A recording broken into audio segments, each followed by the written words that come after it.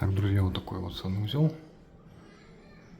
Это у нас микроцемент на стене, инсталляция, небольшая раковина, зеркало.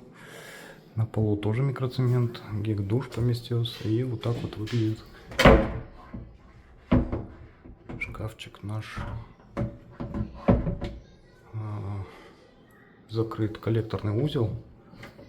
Значит, тут есть доступ у нас к коллектору, к кранам протечки, к нептуну, к фильтрам, в принципе, можно достать. И тем самым даже вот такие вот полочки помещаются с туалетной бумагой, с порошком, в принципе, места для хранения достаточно.